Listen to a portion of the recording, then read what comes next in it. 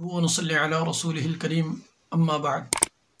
अस्सलामु अलैकुम वरहमतुल्लाहि वबरकातुहू। मोहतरम नाज़रीन व सामिईन, आज हम ज़िक्र करेंगे एक ऐसा अमल उन लोगों के लिए जो बाहर जाना चाहते हैं, यानी दूसरे ममालिक के अंदर रोज़गार के लिए जाना चाहते हैं, कि ताकि जब वो अमल करेंगे इंशाअल्लाहुल अज़ीज़ अल्लाह रब्बुल इज़्ज़त बाहिफाज़त उस शख्स को अपनी मंज़िल मक़सूद तक पहुँचा देंगे। यह अमल वैसे तो अगर इंसान लीगल तरीके से जाए, अगर कानूनी तरीके से जाए तो फिर तो मसला कोई नहीं, परेशानी वाली बात नहीं होती। यह अमल ज़िक्र करने का मकसद ये है कि जो लोग चोरी के रास्ते जाते हैं, डंकी लगा कर जाते हैं, उनके लिए है, क्योंकि अक्सर वालिदैन को, बहन भाइयों को रोते हुए देखा जाता है कि हमारे बच्चे का, हमारे भाई का पता नहीं है, इतने दिनों से रब्ता नहीं हुआ, पता नहीं ज़िंदा भी है या नहीं।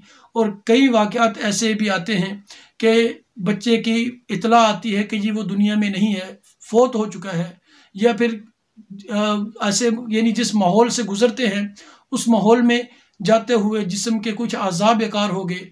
यानी अक्सर मैंने कई मरतबा ऐसे देखे हैं लड़के कि जैसे ठंड में जाते हैं, उनके उंगलियां जो है पाँव की वो ख़राब हो जाती हैं, ज़ख्मी हो जाते हैं।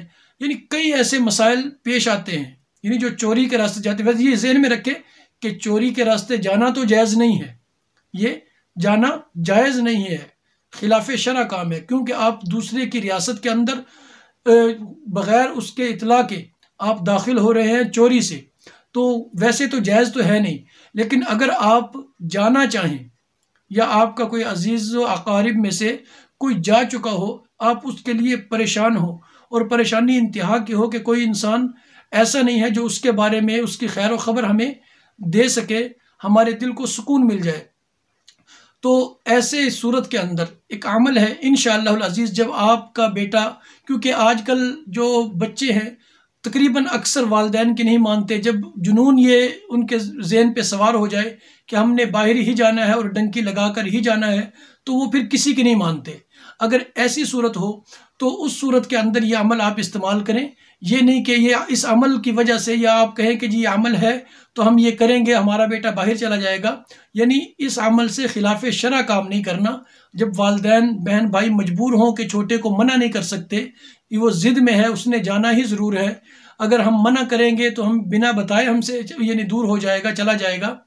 तो इस सूरत के अंदर एक बेहतरीन अमल है कि इंशाअल्लाहुल अज़ीज़ जब जाने वाला पड़े तब भी, या जो उसके बकाया अजीज़ व अक़रबा हैं यानी बहन भाई वालिदैन में से कोई भी पड़ेगा, इंशाअल्लाहुल अज़ीज़ अल्लाह रब्बुल इज़्ज़त उस बच्चे को बाहिफाज़त बड़ी आसानी के साथ उसकी मंजिल पर पहुँचा देंगे। अमल बहुत ही आसान है। अल्लाह रब्बुल इज़्ज़त के कलाम यानी कुरान पाक की आयत मुबारका है कि वमन यत्तक़िल्लाह यजअल लहू मख़रजन व यरज़ुक़हु मिन हैसु ला यहतसिब वमन यतवक्कल अलल्लाहि फहुव हस्बुहु इन्नल्लाह बालिग़ु अम्री क़द जअलल्लाहु लिकुल्लि शैइन क़दरा। यानी सूरह तलाक़ की आयत मुबारका है।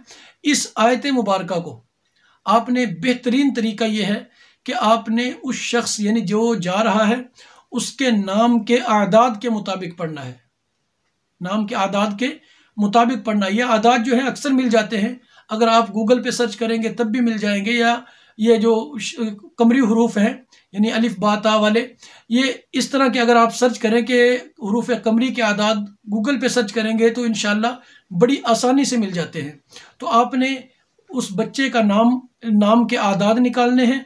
निकालने के बाद अगर वो नाम के आदाद 71 से कम बनते हैं, ये जहन में रखिएगा, अगर 71 से यानी 71 से कम हो तो फिर आपने उसकी वालदा के नाम के आदाद भी शामिल करने हैं।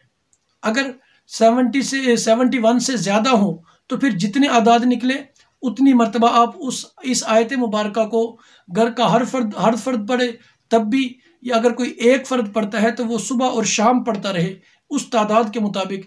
इंशाअल्लाहुल अज़ीज़ अल्लाह रब्बुल इज़्ज़त जहाँ आम दिनों के अंदर यानी आम हालत में लोग महीने में 2 महीने में पहुँचते हैं, तो अल्लाह रब्बुल इज़्ज़त उसे 15 से 20 दिनों में यानी आधे वक़्त के अंदर बाहिफाज़त उसकी मंज़िल मक़सूद तक पहुँचा देंगे। और अल्लाह रब्बुल इज़्ज़त रस्ते में आने वाले तमाम मसाइब, तमाम तकलीफ़ से उस बच्चे को महफूज रखेंगे। अल्लाह रब्बुल इज़्ज़त हमारे बच्चों को गैर शरई काम करने से भी महफूज फरमाए और अल्लाह रब्बुल इज़्ज़त वालिदैन का फर्माबरदार बनाए। अस्सलामु अलैकुम वरहमतुल्लाहि वबरकातुहू।